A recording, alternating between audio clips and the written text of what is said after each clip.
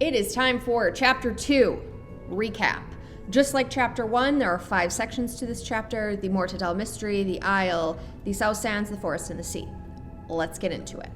This chapter is 4,533 words, which is considerably smaller. It's like 2,500 words less than the first chapter. So this one's a lot faster, okay? And especially the 3 first sections, they go rapidly. All of them are under 1,000 words. Okay, so in the first one, the mortudel mystery, we learn that X now has to go to the oracles, and he is dreading it, to talk about his failure in being able to get Lucas productive in solving this mystery to begin with. The second thing that you learn here is that humans, they do in fact come from Earth, but there is no contact between Earth and this planet. And the third thing that you learn is that being a mortudel is just like a curse, essentially. You have a problem with relationships, right? Like Neogenes don't want you, humans obviously don't want you, Alciba don't want you. Like everybody's focused on procreating and you can't, right? So like, what is your purpose in life? And the second thing is that you are incredibly intelligent, and so X's brother, D, ends up being one of these mortudels who comes to the end of knowledge in his chosen field. And so he's like, what am I doing with myself? He has the same question that X is facing in the first chapter, which is like, what is the meaning of it all? And so he flung himself off planet to try to go find Earth because the humans lost contact with it.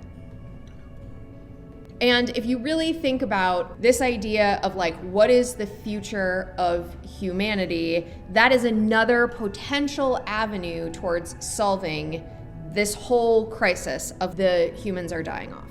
That's it. That's what you're supposed to learn in section 1. The second section, the isle, this is where, listen, the chapter is called It All Ends Eventually. And in this particular case, humanity seems to be coming to a close, okay? The last viable human, woman, Abby, see ya. And yet, but despite this, Ephraim doesn't seem to be at all concerned with the fate of humanity as much as he is concerned with the forest disobeying.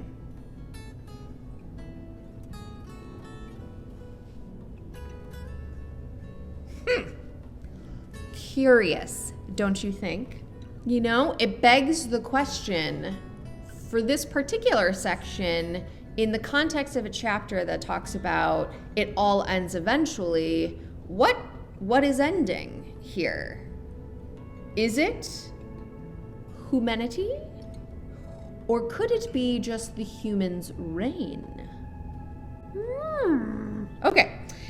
The third section is the South Sands. We know that the mappers know more, and that Sistenin is Her Highness, but we still don't really know who's controlling what. It's still a bit of a mystery, and you're continuing to get the vibe in that whole kingdom that they are very protectionist. They have this place called Eden that apparently you cannot pass through if you don't know what you're doing, and it be unaliving people, you know what I mean? All right, section 4, you got the forest. Now, all of these chapters kind of have the same vibe. It's like strife, angst, problems. And then you get over into the forest and they are living their best life, honey, okay? You've got Alex, he is conquering. He also confirms next up, he's coming for the Isle. Now, when he comes for the Isle, is that a takeover territory kind of a situation, or is it more conceptual? Because he's already living rent-free in Ephraim's head and a lot of the other humans, right? He's already causing a stir, pissing people off. So is it literal or figurative that he's coming for the Isle? We don't know yet. Also, Alex is married, but seems to be very much into the debauchery. Okay. Bottom line, though, is all Alex does is win, win, win no matter what, And he's loving life. He's got no probs, Bobs. Okay. 5th and finally, we go to the sea, where it is rich in resources and The main thing you are supposed to get from this section, darling, is that life at the sea is lovely, right? It's like living in the Mediterranean. It's beautiful weather, ample fruits just falling from the trees that nourish your body, and the whole aura is your mind and soul are alive and well in the sea. And everyone is just frivolous as fuck over there, okay? Like, you got people... Listen, humanity's coming to an end, and the sea is like, but is our dance dope?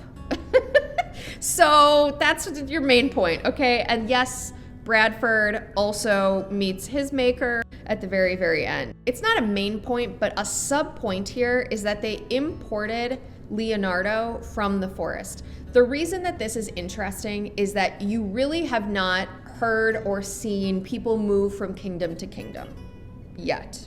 So it's not really clear what that all looks like, right? Like, it could be a situation where it's like the Hunger Games, right? And you don't really move from district to district. You're in District 11 and that's where you fucking are, right? So this is just, it opens up this idea of like, okay, so like borders are pretty free and open, except obviously in the South Sands where no northerners, because they're all northerners, by the way. It's not explicitly called out, but that's the case, okay? You've got the Isle, the forest, and the sea. They're all north of the Coram River, which separates north from south. The South Sands is really the only major kingdom in the south. Okay, so that's what we learned in chapter 2. Now, the other overarching thing that's happening here is that I spent a lot of time in chapter 1 on the Isle and X, a lot of time in chapter 2 on the forest and the sea. But we don't know a lot about the South Sands yet.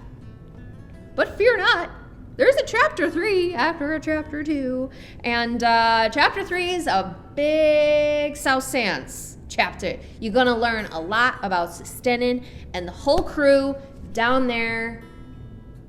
I was gonna say next week, but it's mostly next week. Mostly next week. See you then. Bye.